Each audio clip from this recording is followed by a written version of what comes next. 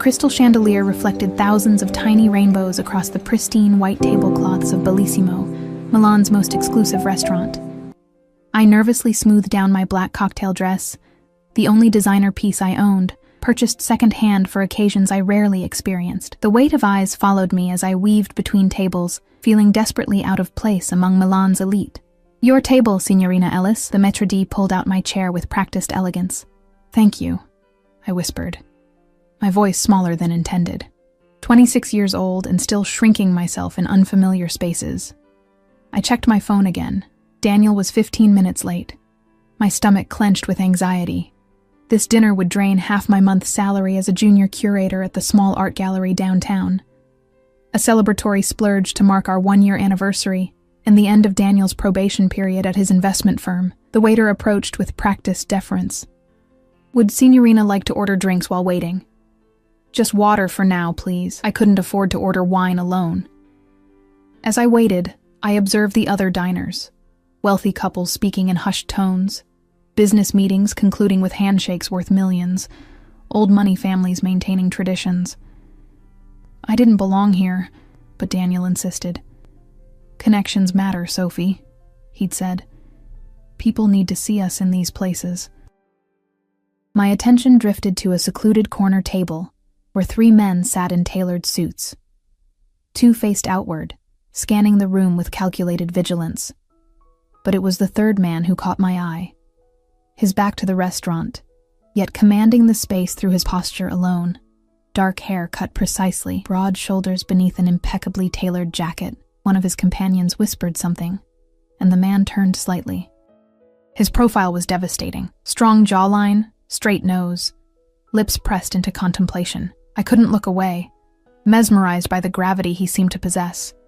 Then, as if sensing my attention, he began to turn.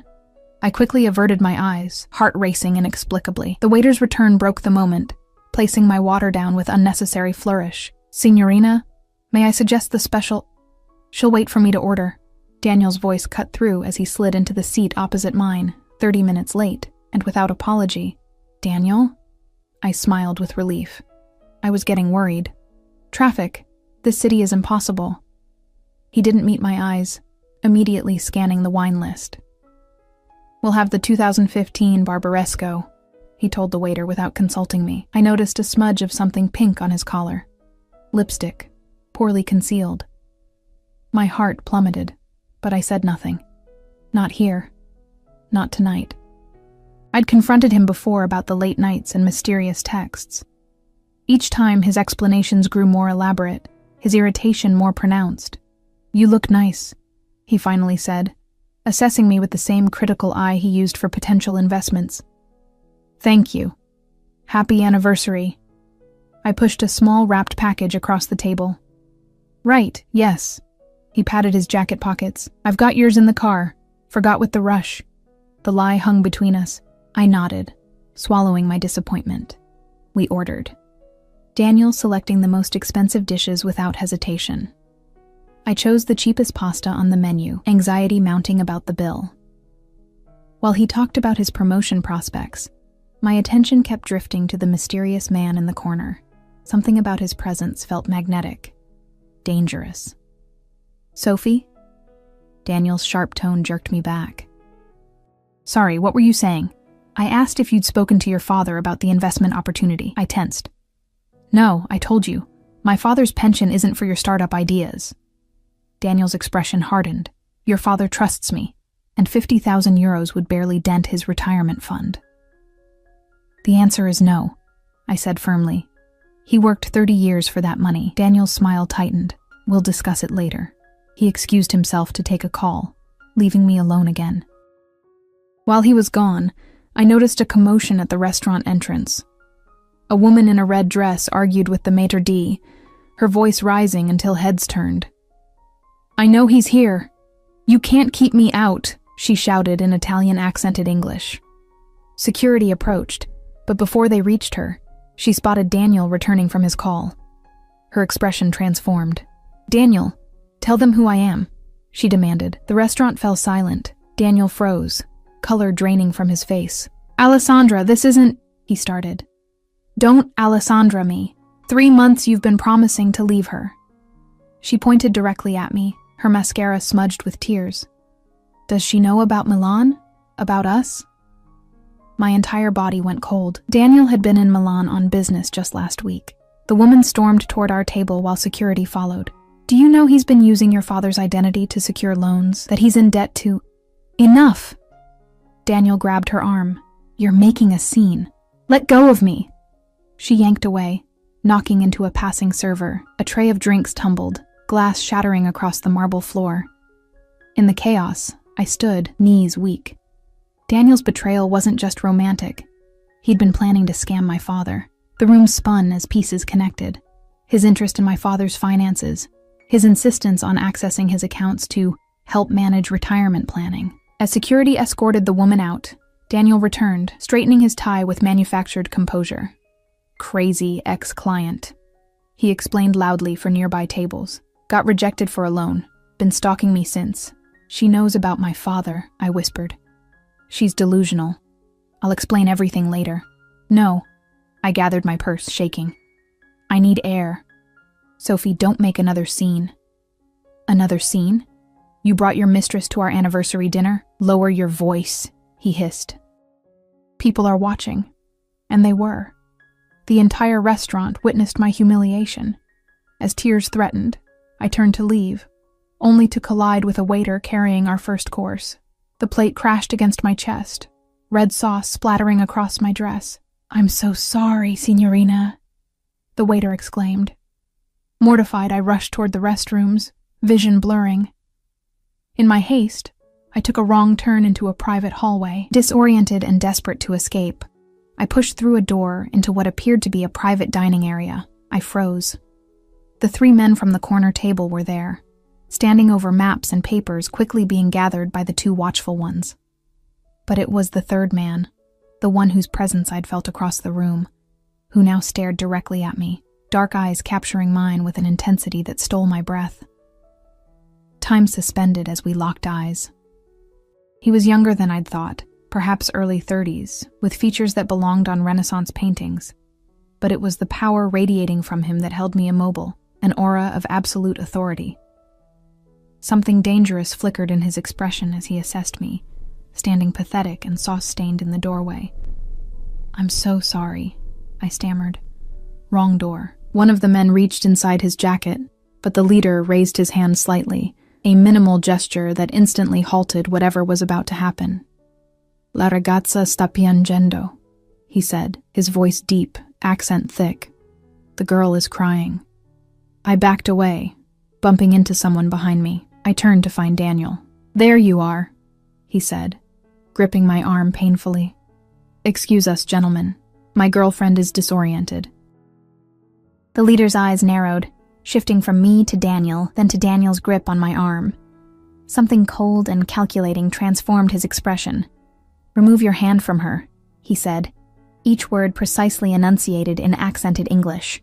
Daniel's fingers tightened reflexively before he realized who he was addressing. His face paled. "Mr. Russo, I apologize for the interruption," Daniel said, recognition and fear flooding his features as he released me. "We were just leaving." The man, Russo, tilted his head slightly, studying Daniel with growing interest. "You know me?" Daniel swallowed visibly. "By reputation only, sir." A dangerous smile touched Russo's lips. "And yet I do not know you, an imbalance I find concerning." One of the other men whispered something in Italian. Russo nodded without taking his eyes off us. "It seems we have mutual acquaintances," Russo continued. "You work for Bianchi at Milan Financial?" "Yes, sir," Daniel confirmed, sweat beading on his forehead. "You should attend to your girlfriend," Russo said, his eyes returning to me with an intensity that made my skin flush despite my distress. "She deserves better care." The dismissal was clear. Daniel pulled me back through the door, his fingers digging into my arm. "Do you have any idea who that was?" he hissed once we were in the corridor. "Let go of me," I demanded, pulling free. "That was Alessandro Russo. He owns half of northern Italy's imports. The other half, no one talks about."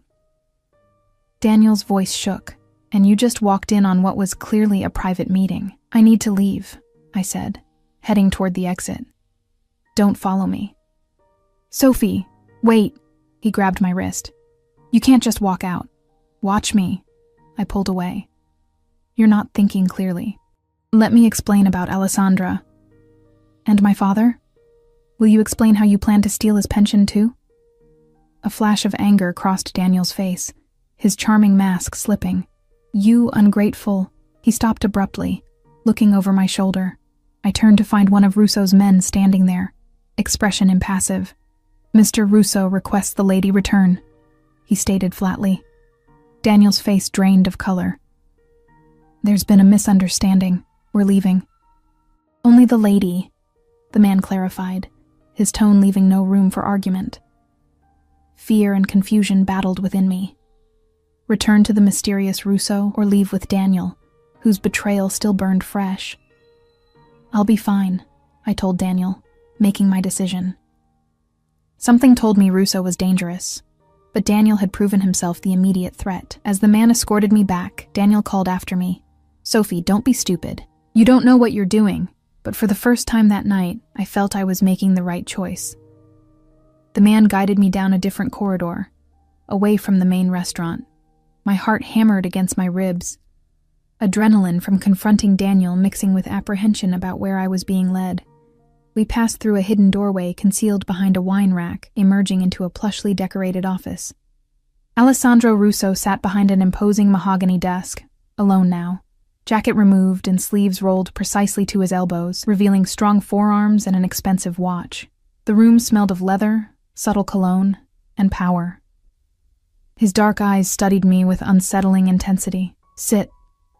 He gestured to the chair opposite him, not a request, a command. I remained standing, suddenly aware of my vulnerability. Why am I here? A hint of approval flickered across his face at my defiance. You're covered in marinara sauce, crying, and about to leave with a man who clearly intended to harm you in some way. I'm offering an alternative. His English was excellent, the Italian accent adding weight to each word, rather than hindering understanding. I don't need saving, I said, though my trembling voice betrayed me. Everyone needs saving at least once, he replied, leaning back. Your boyfriend. Ex-boyfriend. I corrected automatically. The corner of his mouth lifted slightly. Your ex-boyfriend. He works for Carlo Bianchi. It wasn't a question, but I nodded anyway. And you are? Sophie Ellis. American? My father is. I was raised mostly in London after my mother died. He processed this information with a slight nod. You're aware of what Bianchi does beyond his banking facade? Yes, I shook my head. Daniel had always been vague about his work, emphasizing only the prestige and connections. Alessandro studied me for a long moment. Interesting. He pushed a box of tissues across the desk. You should clean up, Sophie Ellis. I took a tissue, suddenly remembering the sauce staining my dress. This was my only good dress, I said, more to myself than to him. It wasn't particularly good, he replied bluntly. Too simple for this restaurant. I should have been offended, but exhaustion was replacing adrenaline. I sank into the chair. Why did you call me back here? He reached for a crystal decanter, pouring amber liquid into 2 glasses. Your boyfriend has been stealing from Carlo Bianchi. Not a wise choice of victim. My blood ran cold. What?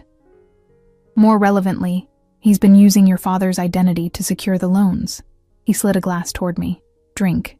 You look like you might faint. I ignored the glass. How do you know this? I know everything that happens in Milan. He said it not as a boast, but as simple fact. Bianchi is not known for forgiveness. When he discovers the theft, and he will, he'll look for repayment from anyone connected to your boyfriend, including your father. The room tilted. Daniel hadn't just betrayed me emotionally. He'd placed my father in danger. I need to warn him. I reached for my phone. That won't help, Alessandro said calmly. The damage is done. Bianchi's men are thorough. Then what am I supposed to do? Panic edged my voice. Alessandro took a measured sip from his glass. I could make the problem disappear. Why would you do that? You don't know me. His eyes locked onto mine, something possessive flickering in their depths. Let's say I dislike seeing innocents pay for others' mistakes. And what would you want in return? Nothing came free from men like him. I understood that instinctively. The ghost of a smile touched his lips. Smart girl. He leaned forward, elbows on the desk. I want information. I don't know anything. Not yet. But you will return to your job, your life, as if nothing has changed. You will occasionally share what you learn about Bianchi's operations through your ex-boyfriend's connections. Simple. I laughed humorlessly. You want me to spy for you? I'm a curator at a small gallery. I know nothing about whatever world this is. Precisely why you're perfect. No one would suspect.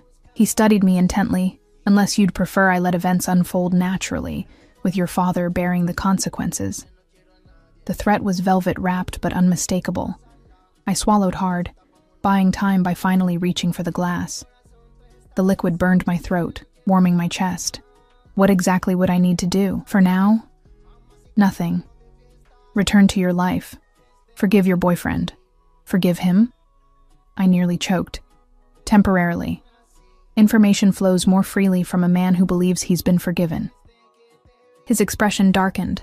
Though, if I see another mark on your arm from his grip, our arrangement changes. The proprietary way he said it sent an involuntary shiver down my spine. This man was dangerous in ways Daniel could never be. More controlled. More calculating. And my father will be safe? You have my word. Which, unlike your boyfriend's, means something. I sensed this was true. Alessandro Russo might be dangerous. But he didn't seem dishonest. Why are you really helping me? I asked. His eyes traveled over my face, lingering on my lips before returning to my eyes. Perhaps I see something worth preserving. The intensity of his gaze made heat rise to my cheeks. I looked away first, unnerved by my body's response to him. I should go, I said, standing abruptly. My driver will take you home. That's not necessary. It wasn't a suggestion. He pressed a button on his desk, and the door opened immediately. Enzo will ensure you arrive safely. We'll be in touch, Sophie Ellis. The way he said my name, like he was claiming it, made my breath catch. Outside, a sleek black Mercedes waited. The driver, Enzo, held the door without speaking. As I slid into the butter-soft leather seat, I gave my address without thinking, too overwhelmed to question how I'd gone from anniversary dinner to this surreal arrangement in one evening. As the car pulled away, I caught a glimpse of Daniel arguing with the restaurant manager near the entrance. His eyes widened when he saw me in the luxury vehicle. I turned away as Enzo accelerated, leaving Daniel and the remnants of our relationship behind. I woke to insistent knocking the next morning. Groggily opening my apartment door, I found a delivery man holding a large box. Signorina Ellis. Yes? Sign here, please. Inside the box lay a dress. Emerald green silk that probably cost more than 3 months of my salary. The note attached read simply, "Replace what was ruined. A.R." I should have returned it immediately. Instead, I ran my fingers over the exquisite fabric, something forbidden stirring within me. My phone had accumulated 17 missed calls and 29 messages from Daniel overnight. I ignored them all, focusing instead on calling my father. "Pumpkin, how was the anniversary dinner?" His cheerful voice answered. "Dad, we need to talk about your finances," I said, bypassing pleasantries.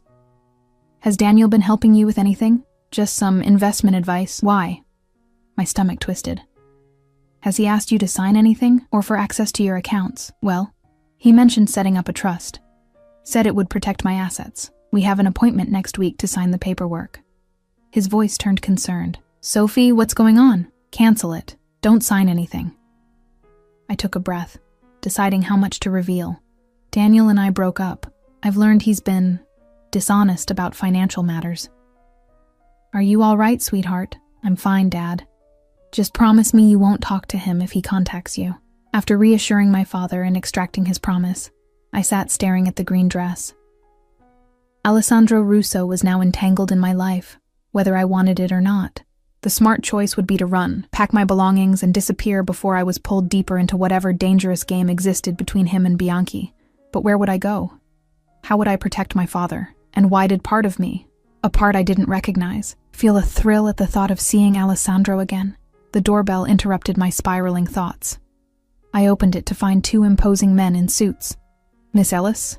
Mr. Bianchi would like to speak with you." Ice flooded my veins. How did they find me so quickly? I'm not dressed, I stammered, trying to close the door. A foot blocked it. "That's not a problem. You can dress while we wait." They entered my apartment without invitation, scanning the modest space with thinly veiled contempt. I retreated to my bedroom, hands shaking as I pulled on jeans and a sweater.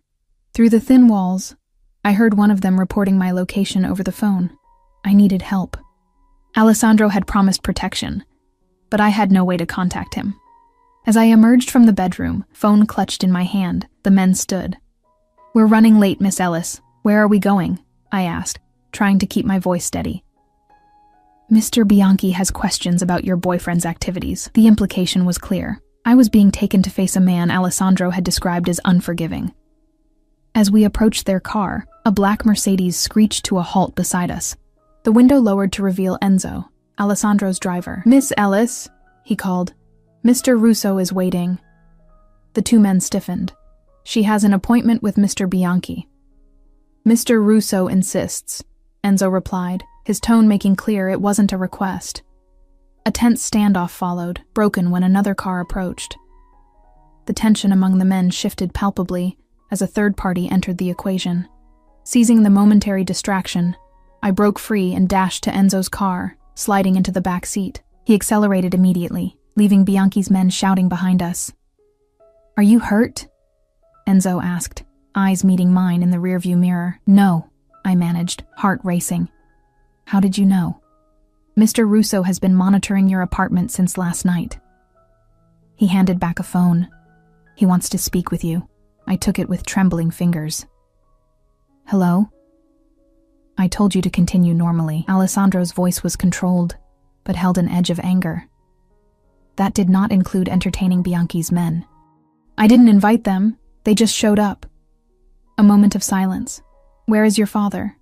"At home in London. I warned him about Daniel." "Not good enough. Enzo will take you to collect personal items, then to the airport. You'll bring your father to Milan where I can ensure his safety." "I can't just—" "You can and will," he interrupted. "Unless you prefer Bianchi's hospitality for both of you."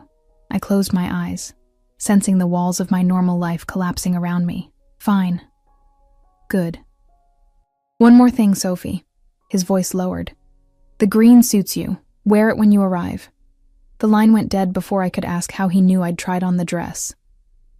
The implication that I was being watched sent conflicting waves of alarm and something darker, more thrilling through me. Back at my apartment, I packed quickly, sliding the green dress into my suitcase last. As Enzo drove me to the airport, I stared at the city passing by, wondering if I would ever return to the life I'd known. "Your father will be protected," Enzo said unexpectedly as we approached the terminal. "Mr. Russo honors his agreements." Why is he doing this? The truth. Enzo's eyes met mine in the mirror. "In 20 years, I've never seen him look at anyone the way he looked at you last night. That's impossible. He doesn't know me."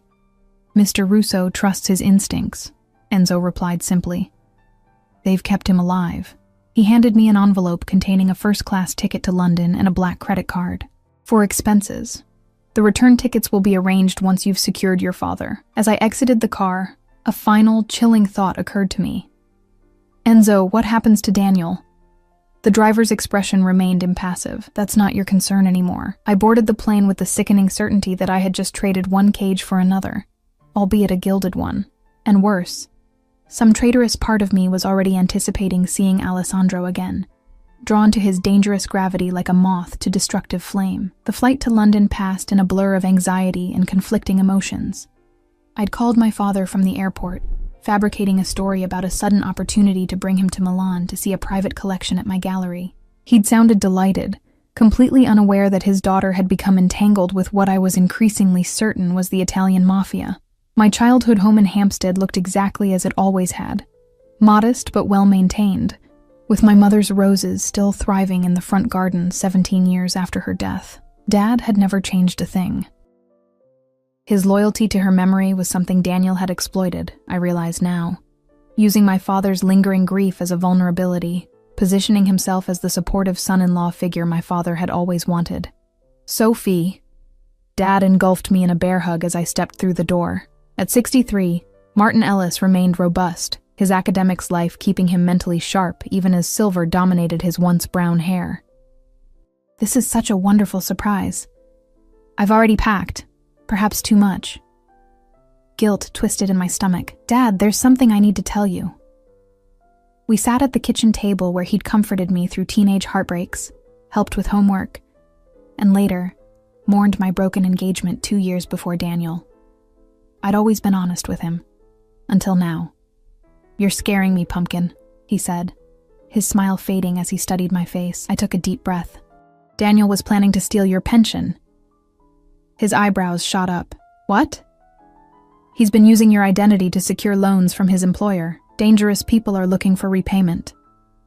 I couldn't bring myself to explain exactly who these people were. We need to leave London until it's resolved. To his credit, my father asked the essential questions. How I knew who was involved. What exactly was at risk, but he didn't doubt me for a moment. When I finished my heavily edited explanation, he nodded once. I always thought there was something off about him. Too polished. He reached for my hand. But why Milan? Shouldn't we go somewhere they wouldn't look? I have a friend who can help. The word friend felt wholly inadequate for what Alessandro Russo was becoming in my life. He's promised protection. Dad studied me carefully. This friend. Do you trust him? Did I? Alessandro was dangerous, manipulative, and clearly involved in criminal activities. Yet something in me recognized he would honor his word. Yes, I answered finally. I trust him to do exactly what he promises. Dad nodded. Years of parenting allowing him to read between the lines. Then I'll pack lighter. Sounds like we might be staying a while. The return flight to Milan featured the disorienting experience of traveling first class, something neither of us had ever done. My father drifted between excitement about the unexpected adventure and concern about the circumstances forcing our hand. As we exited customs at Malpensa Airport, I spotted Enzo immediately, holding a discreet sign reading simply, Ellis. My father raised an eyebrow at the imposing driver and the gleaming Mercedes waiting curbside. Your friend must be quite successful, he murmured. Remember what I said, Dad, I whispered as we approached. Don't ask too many questions, and follow my lead. Enzo greeted us with formal courtesy, taking our bags and opening the car door. Mr. Russo is expecting you at the estate. Estate? My father mouthed silently to me as we settled into the leather seats. I shook my head slightly, warning him to stay quiet. We drove north out of Milan, the cityscape gradually yielding to the lush landscapes of Lombardy. After an hour, we turned onto a private road winding through immaculate grounds. Security checkpoints appeared with increasing frequency, each manned by guards who nodded respectfully to Enzo as gates opened automatically for our passage. Finally, the villa came into view. A stunning 19th-century palazzo, nestled against the backdrop of distant mountains. My breath caught as Enzo drove through a final set of wrought iron gates toward a circular drive centered around an elaborate fountain. Good Lord, my father whispered. Your friend is royalty? Something like that, I murmured. Suddenly acutely aware I was still wearing my travel clothes, jeans and a wrinkled blouse, while Alessandro's parting words had been to wear the green dress. We exited the car into the warm Italian afternoon. The villa's massive doors opened before we reached them, revealing a striking woman in her 50s, elegant in a tailored black dress, her silver-streaked dark hair pulled into a severe bun. Miss Ellis, Mr. Ellis, she greeted us in accented English. I am Signora Rossi, Mr. Russo's housekeeper. Please, follow me. She led us through an entrance hall adorned with museum-quality Renaissance paintings and marble statuary into a sun-filled salon overlooking terraced gardens. You will stay in the East Wing, she informed us. Your luggage will be taken to your rooms. Mr. Russo requests you join him for dinner at 8. Her eyes lingered on my casual attire. I've taken the liberty of providing suitable evening wear. That's very kind. But I brought something, I said, thinking of the green dress. A knowing smile touched her lips. Of course. The green Valentino. I've had it pressed. She turned to my father. Mr. Ellis, I've selected several options for you as well. My father, overwhelmed but maintaining his composure, thanked her politely. When she departed, he turned to me with wide eyes. Sophie, who exactly is this friend? This house belongs in a historical documentary. It's complicated, Dad. Is he your... He hesitated, searching for the right word. Boyfriend? No. The denial came too quickly, too forcefully. He's just someone helping us. My father's expression said he didn't believe me for a second. A young maid appeared to show us to our rooms. Mine was larger than my entire Milan apartment, decorated in cream and gold with a balcony overlooking the lake. The green dress hung in the open wardrobe, alongside several other garments I'd never seen before, all exactly my size. On the bed lay a small box with a note. For tonight. A.R. Inside was a delicate diamond necklace that caught the light like captured stars. I snapped the box closed, suddenly afraid of what accepting such a gift might imply. After a luxurious bath in a tub large enough to swim in, I slipped into the green silk dress. It fit perfectly, highlighting curves I usually downplayed. The mirror reflected someone I barely recognized, a woman on the verge of something dangerous and transformative. Against my better judgment, I fastened the diamond necklace, its weight both foreign and thrilling, against my collarbone. At precisely 8 o'clock, another maid escorted my father and me downstairs. Dad looked distinguished in a tailored suit that fit as though made for him, which I realized it probably had been. You look beautiful, Pumpkin, he whispered as we descended the marble staircase. But I'm still waiting for a proper explanation. Later, I promised, though I had no idea what explanation could possibly encompass the reality of our situation. We were led to a formal dining room where Alessandro Russo stood waiting beside a table set for 3. He wore a perfectly tailored black suit, crisp white shirt open at the collar, no tie. Seeing him again sent an involuntary flutter through my chest. In the restaurant, he'd been intimidating. Here, in his domain, he was magnificent. Power embodied in the casual confidence of his stance, the intensity of his dark eyes as they traveled from my face to the necklace at my throat, then down the length of the green dress. Sophie, he said, my name an intimate caress in his accent. You look exquisite. His gaze shifted to my father. And Mr. Ellis, welcome to my home. Mr. Russo. My father extended his hand, academic curiosity overriding caution. I'm grateful for your hospitality, though I admit I'm still unclear about the circumstances. Alessandro shook his hand, assessing him with the same penetrating gaze he'd used on me. Your daughter has explained the situation? Parts of it, Dad replied diplomatically. I gather my identity has been compromised. Indeed. Please sit. We'll discuss details over dinner. Throughout the impeccably served meal, each course more exquisite than the last, Alessandro explained the situation with surprising candor. He confirmed Daniel had stolen nearly 2 million euros using my father's identity, angering Carlo Bianchi, whom he described simply as a business rival with fewer scruples than myself. Until the matter is resolved, you'll both remain here under my protection, Alessandro concluded, signaling for dessert to be served. And how exactly will it be resolved? My father asked, the professor in him needing logical conclusions. Alessandro's eyes met mine briefly before answering.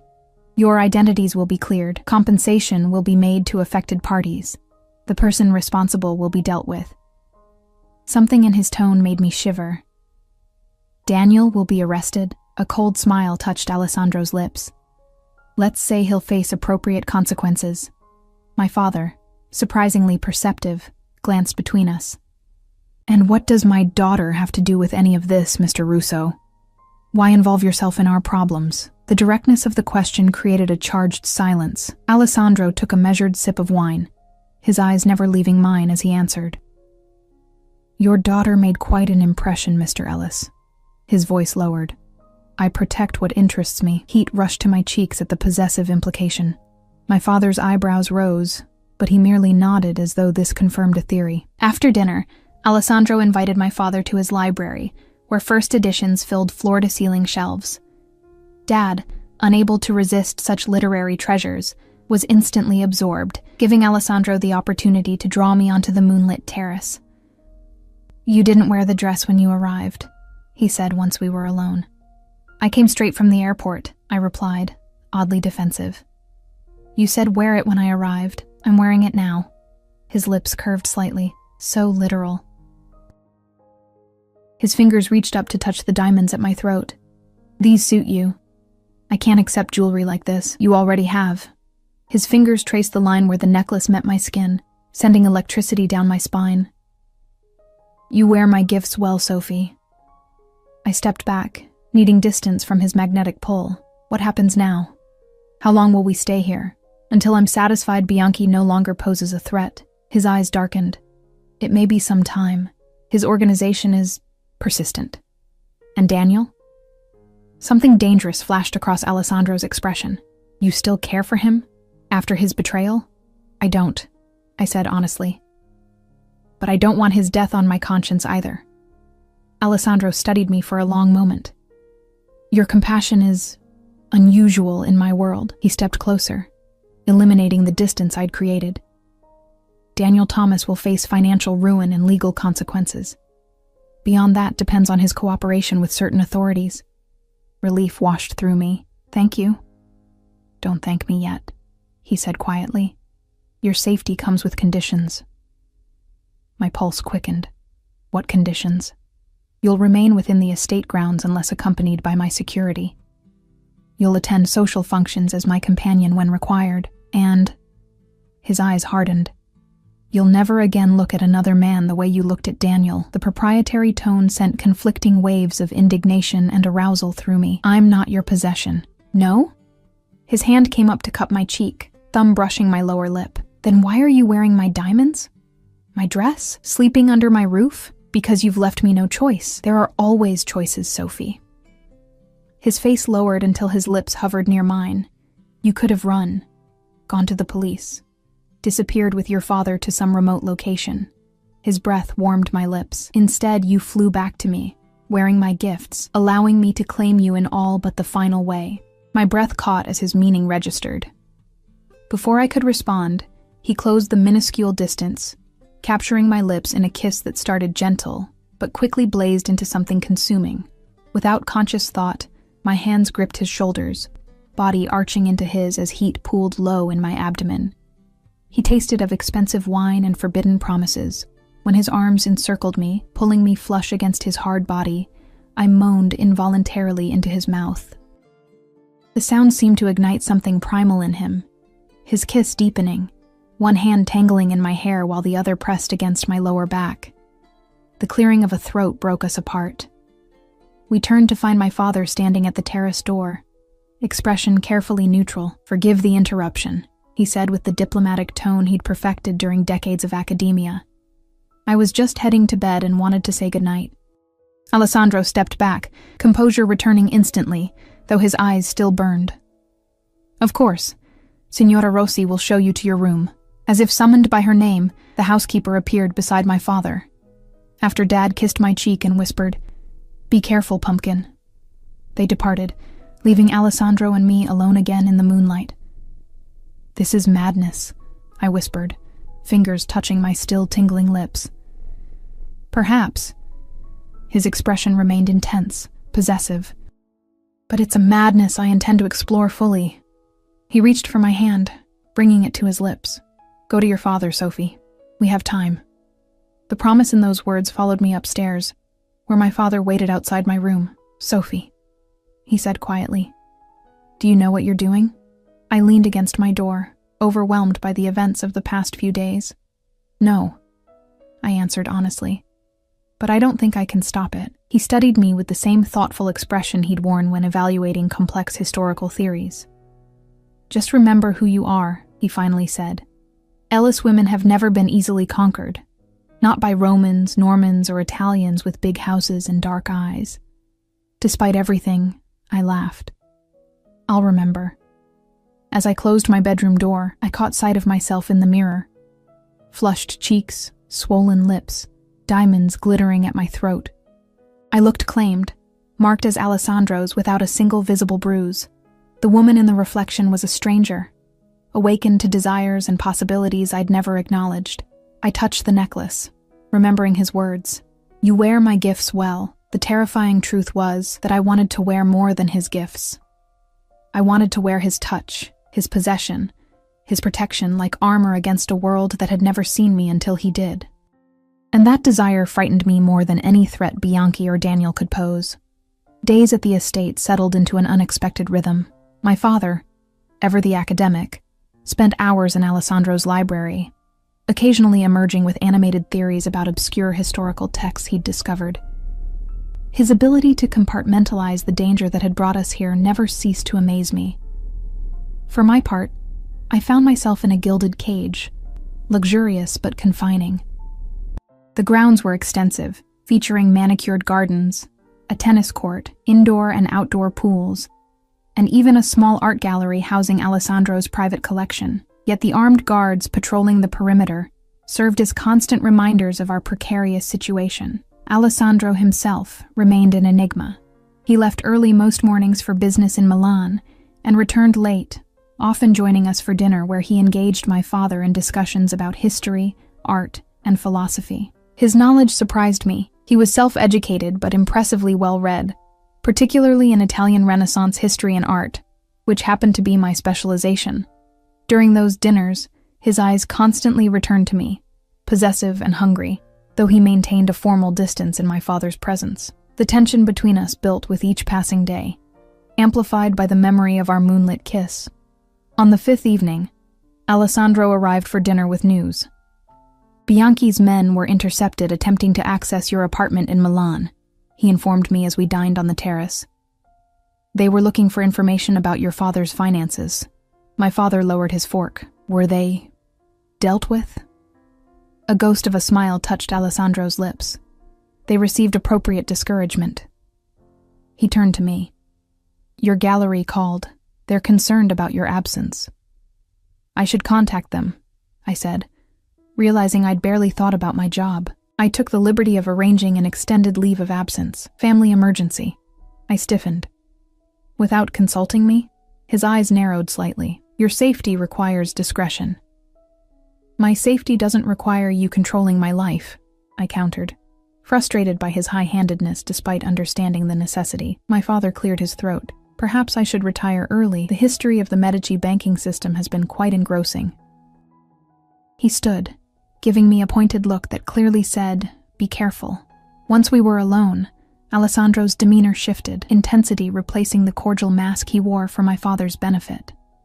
"You're angry," he observed. "You make decisions about my life without consulting me." He leaned back, studying me.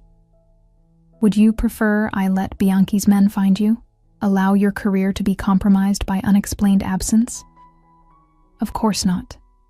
But you could have told me first." "You're unaccustomed to protection," he said simply. "In my world, decisions must often be made quickly."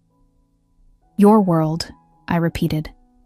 "A world of what, exactly?" "You've never actually said." Alessandro's expression remained impassive, but something dangerous flickered in his eyes. "Import-export businesses, property development, banking interests, and the other half of northern Italy's imports that no one talks about," I quoted Daniel's words from the restaurant. A muscle twitched in his jaw. "Is it important that you know? If I'm living in your house, wearing your clothes, acting as your—" I hesitated, unsure what word could possibly encompass what I was becoming to him. "Mine," he supplied, the single syllable resonating with possession. "That's the word you're looking for, Sophie. You are becoming mine." Heat flooded my cheeks. "I don't belong to anyone." "No?" He rose, circling the table until he stood behind my chair. His hands came to rest on my shoulders, thumbs tracing my exposed skin. "Then why do you tremble when I touch you? Why do your pupils dilate when I enter a room?" I remained silent, unable to deny the physical evidence of my attraction. "I am what you suspect," he continued, bending until his lips brushed my ear. "I control territories, settle disputes, protect those under my care, and eliminate threats to my interests. Does that frighten you? It should have. Any sane woman would be terrified." Instead, I felt that same illicit thrill that had been building since our first encounter. "Yes," I admitted. but not in the way it should. His low chuckle vibrated against my skin. Good. Fear keeps you safe. Desire keeps you close. His fingers traced the line of my jaw, tilting my face up to his. And I want you very close, Sophie Ellis. The kiss that followed consumed me completely. Demanding and possessive, yet tinged with a tenderness that seemed at odds with his dangerous nature. I rose from my chair, turning in his arms as the kiss deepened, his hands spanning my waist before sliding lower to pull me against him. Tell me to stop, he murmured against my lips, and I will. But I couldn't form the words, didn't want to. 5 days of tension had created an ache I no longer wished to deny. Instead, I pressed closer, fingers tangling in his dark hair as I surrendered to the hunger between us. Alessandro lifted me effortlessly, settling me on the edge of the table as he stepped between my thighs. His lips trailed from my mouth to my neck, finding sensitive places that sent shivers cascading through my body. When he reached the hollow of my throat, he looked up, eyes dark with desire. Not here, he said, his accent thicker with emotion. Not like this, the first time. Before I could respond, a discreet cough interrupted us. We turned to find Enzo at the terrace doors, expression carefully blank. Forgive me, sir. The call you were expecting. Alessandro straightened, composure returning though his eyes remained heated. Take it in my study. I'll be there momentarily. Once Enzo departed, he cupped my face. This isn't finished, Sophie. I know, I whispered, both relieved and disappointed by the interruption. He pressed a final, surprisingly gentle kiss to my forehead. Rest. Tomorrow will bring changes. Those cryptic words proved prophetic. I awoke the next morning to find a formal dress, midnight blue with a plunging back, laid out with another jewelry box containing sapphire earrings. Signora Rossi informed me that Alessandro requested my presence at a charity gala in Milan that evening. Your first public appearance together, she added with knowing eyes. Very significant. The implication wasn't lost on me. Alessandro was officially claiming me as his companion, making a statement to his world. I should have objected to being displayed like a possession, but part of me, a part growing stronger daily, craved the public acknowledgement of whatever was developing between us. My father, surprisingly, seemed untroubled when I told him. I had a fascinating conversation with Alessandro about his family history yesterday, he said, adjusting his reading glasses. Did you know the Russos have controlled this region since before the unification of Italy? Dad, aren't you concerned about what he is? He looked up from his book. What he is, Pumpkin, is a man protecting my daughter from consequences I couldn't shield her from. His methods may be unorthodox, but his intentions seem clear. He removed his glasses. The question is whether you understand what you're agreeing to by attending this gala. I'm not sure I do, I admitted. In his world, public appearances make statements. You'll be declared as his, off limits to others. He studied me carefully. Is that what you want? I don't know, I answered honestly, but I'm tired of being invisible. He nodded as if this confirmed something. Just remember, you can leave any cage, no matter how gilded. Ellis women always find the key. That evening, Alessandro entered the grand foyer as I descended the staircase in the blue gown. He wore a perfectly tailored tuxedo, his dark hair slicked back, emphasizing the sharp angles of his face. For a moment, he simply stared, something akin to reverence passing over his features. Bellissima, he finally said, taking my hand to help me down the final steps. You'll outshine everyone, is that the point? I asked quietly, making a statement. His eyes gleamed with approval at my perception. Partly. Milan society needs to understand certain parameters. That I belong to you? I challenged, testing the boundaries of this arrangement. Instead of denying it, he lifted my hand to his lips. That you are under my protection, that anyone who threatens what is mine will face consequences. And what about what I want? His expression softened marginally. What do you want, Sophie? The question caught me off guard. What did I want? Safety, yes. Protection for my father, certainly. But beyond that, the truth was both simple and terrifying. I wanted him. The danger, the intensity, The way he saw me when the rest of the world had always looked through me. "I want to understand what I'm walking into," I answered finally. A hint of respect flickered in his eyes. "Tonight, you'll meet people from my world. Business associates, allies, competitors. Some will be curious, others resentful. Follow my lead, stay close, and remember that appearances matter." His thumb caressed my wrist. "Can you do that?" I nodded, suddenly aware we were discussing far more than one evening's event. This was the threshold of a new life, one where I would either adapt to Alessandro's world or be consumed by it. The gala was held in a historic palazzo in central Milan, the entrance flanked by security personnel who nodded deferentially as Alessandro guided me inside, his hand possessively at my lower back. Heads turned as we entered the grand ballroom, conversations pausing momentarily before resuming with increased intensity. "They're all looking at us," I whispered. "At you," he corrected, satisfaction evident in his tone. "They wonder who captured my attention so completely."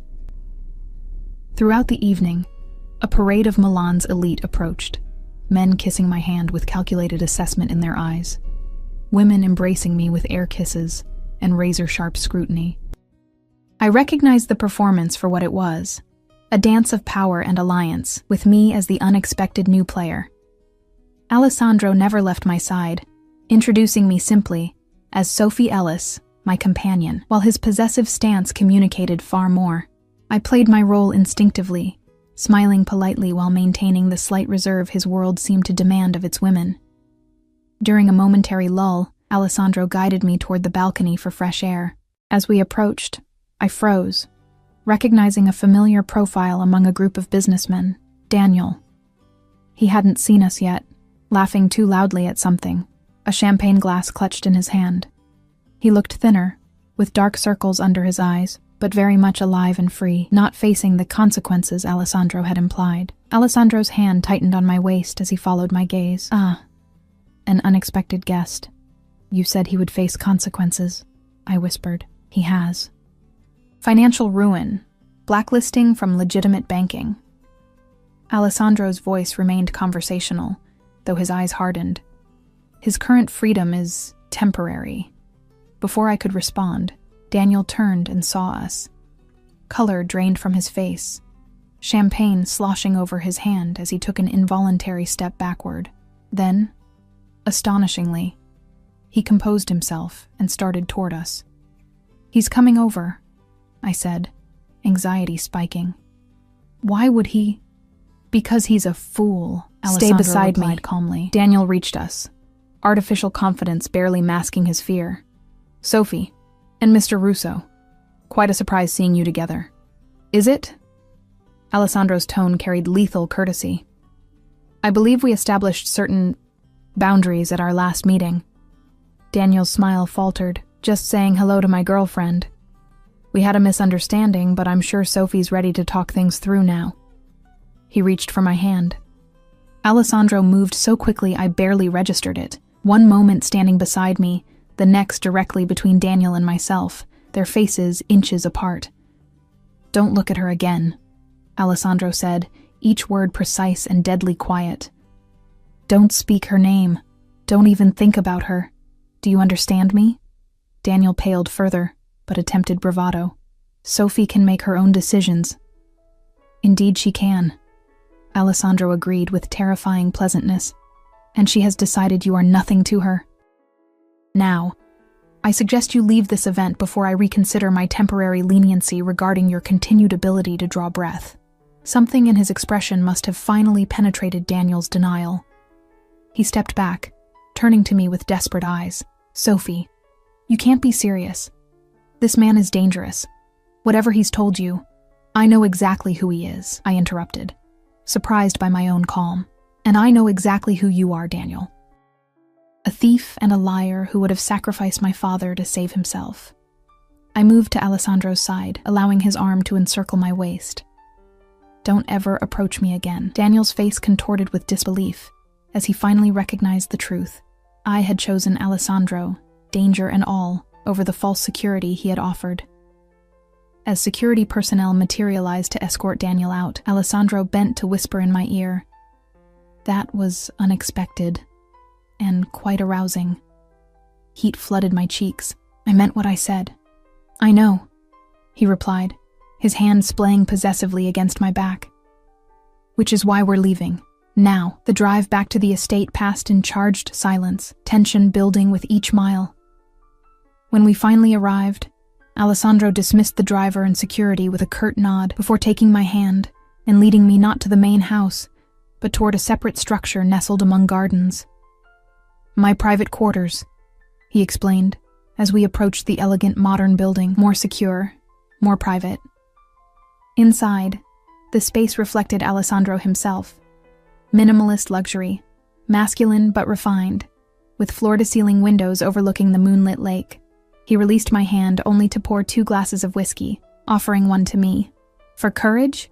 I asked, accepting the glass.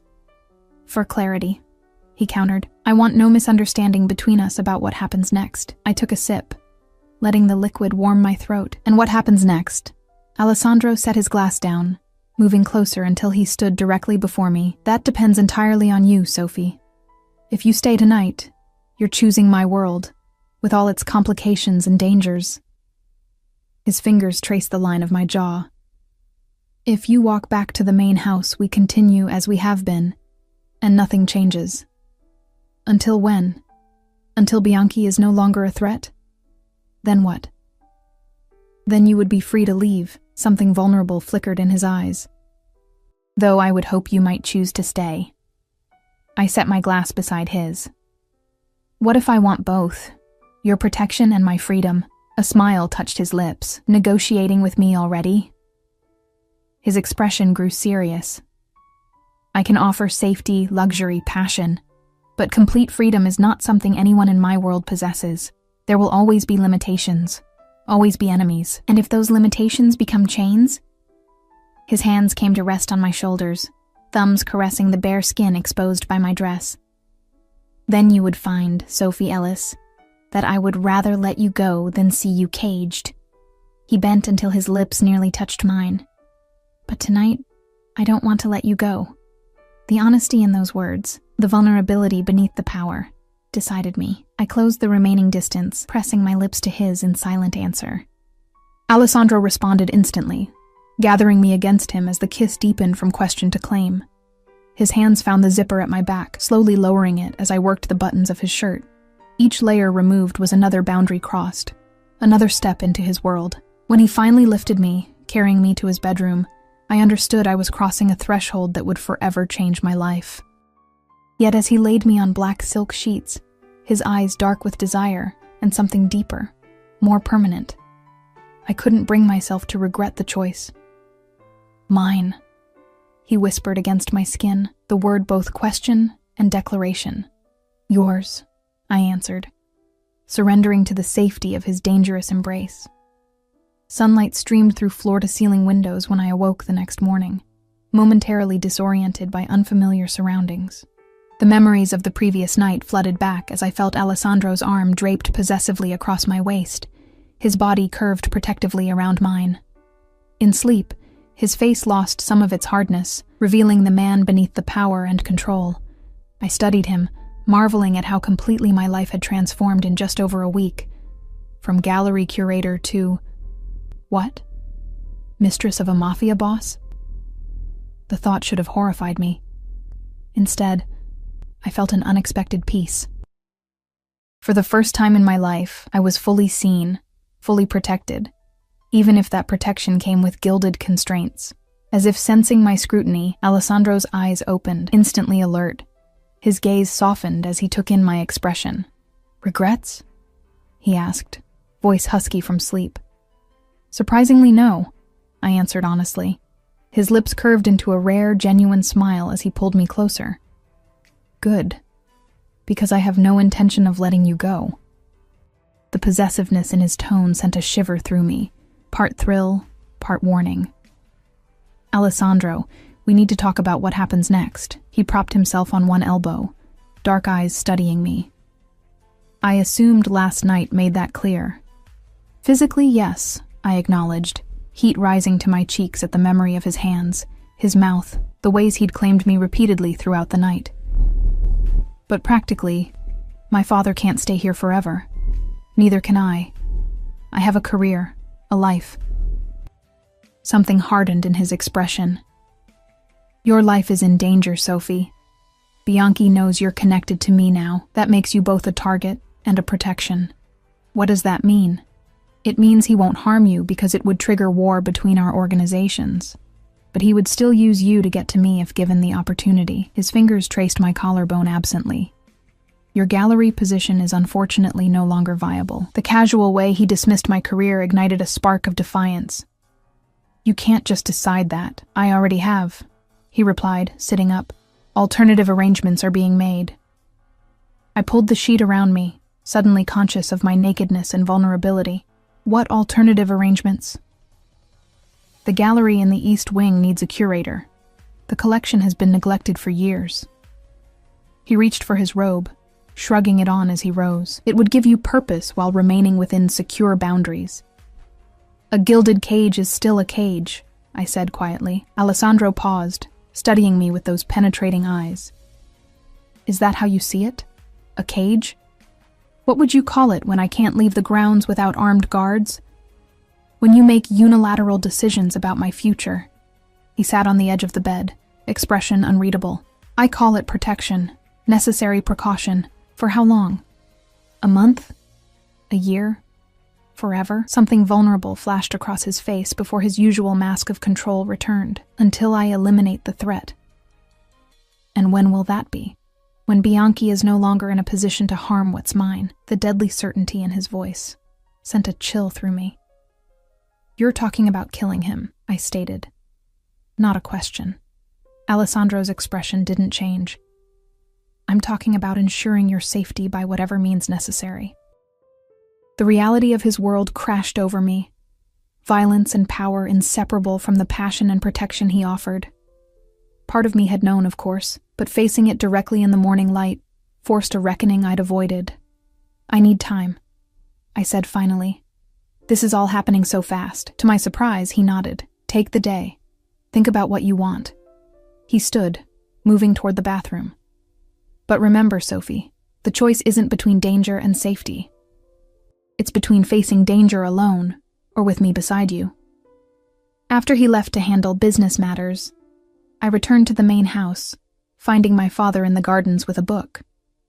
His knowing look as I approached in yesterday's evening dress made me blush, despite being a grown woman. I was wondering when you'd return, he said mildly, marking his page. Dad, He held up a hand. You don't need to explain. I may be old, but I'm not blind.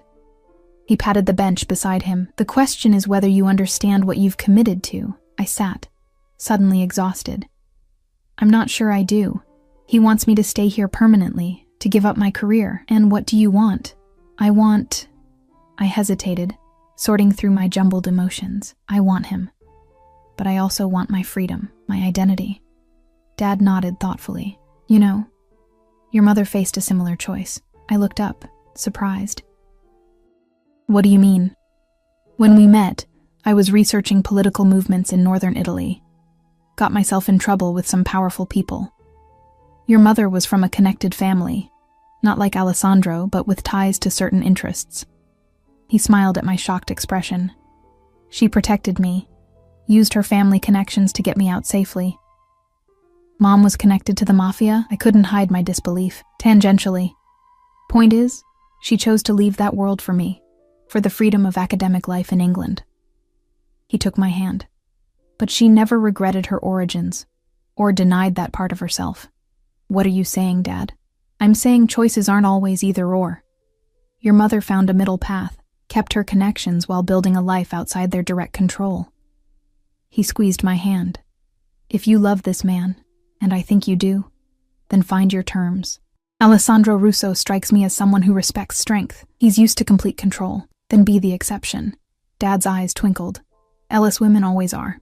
I spent the day wandering the estate grounds, thinking about my father's words and examining my feelings for Alessandro. By evening, I had reached a decision, though uncertainty still fluttered in my chest as I dressed for dinner.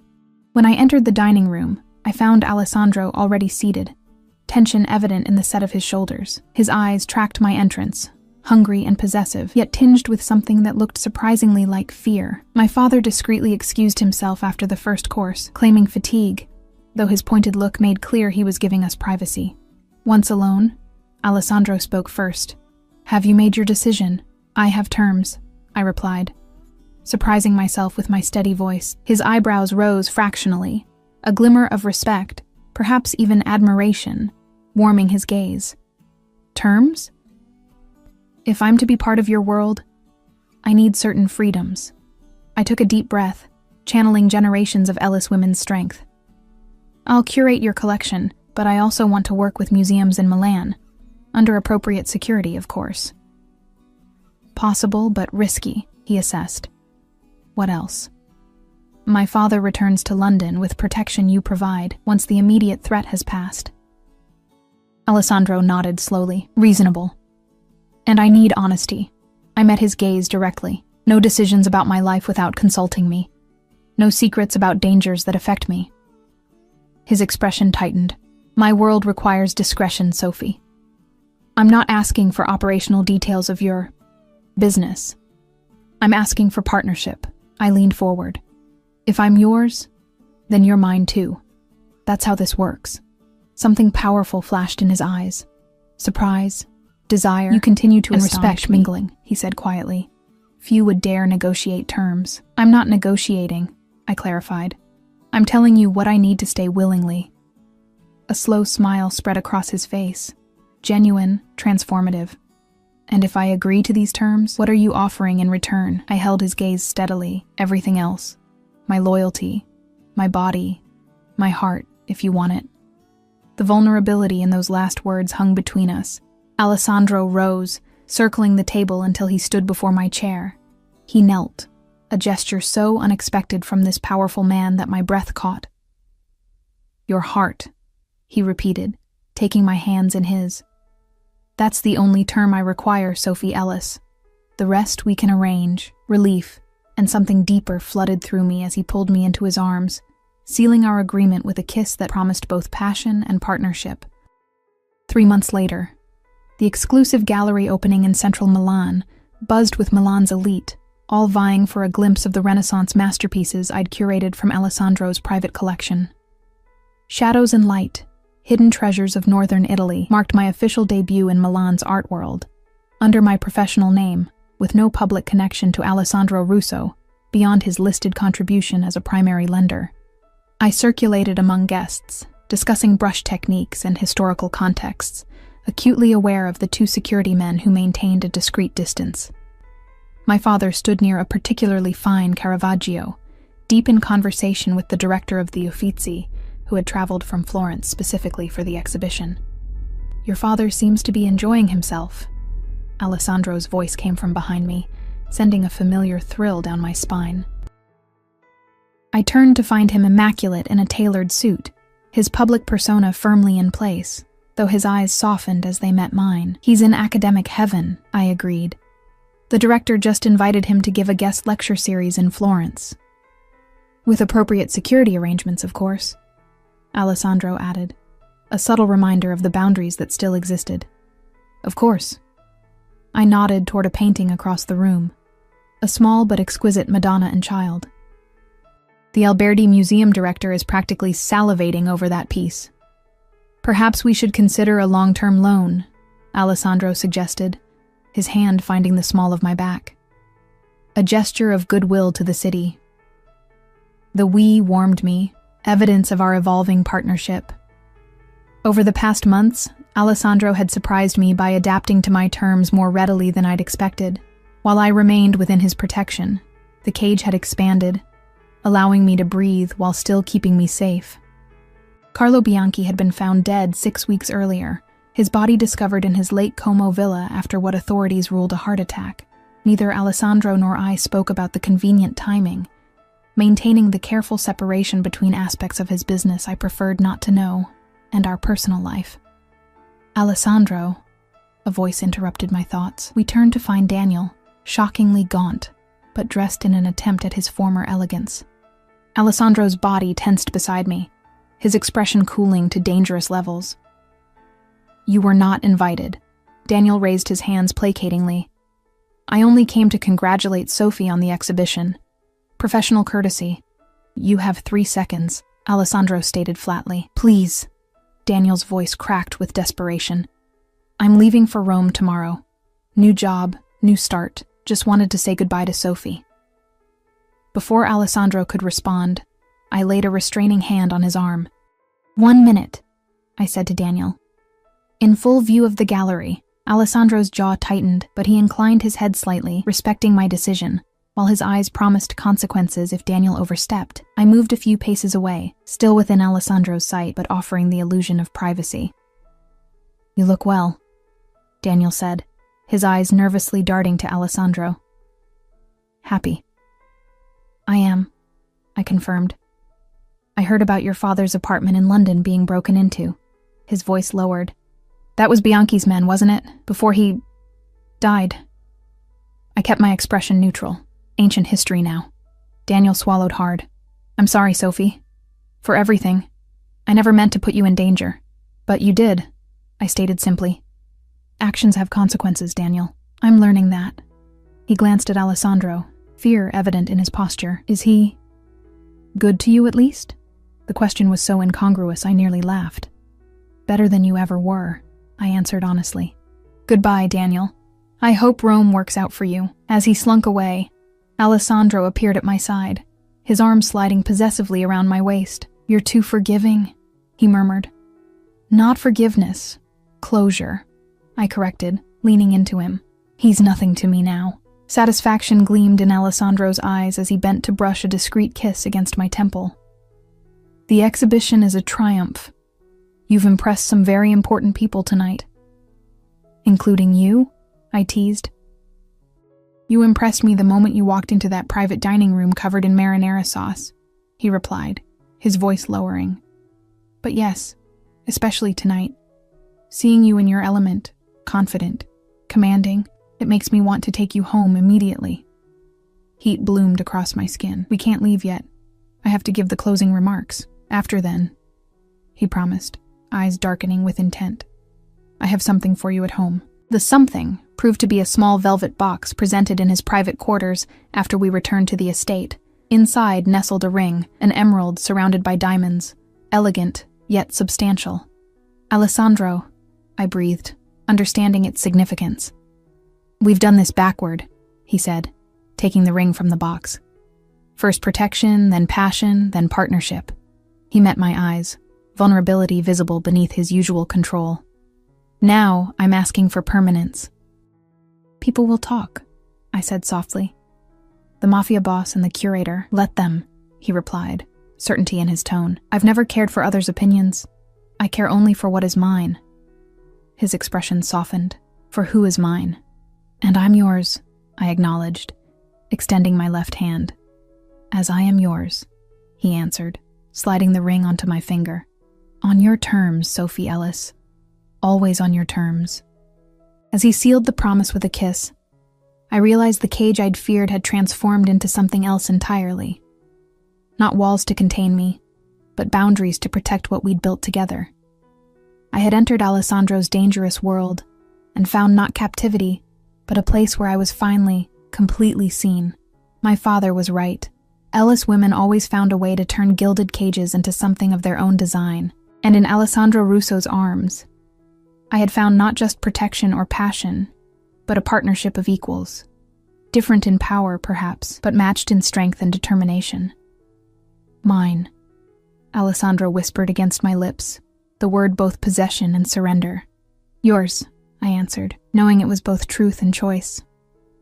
"Always yours."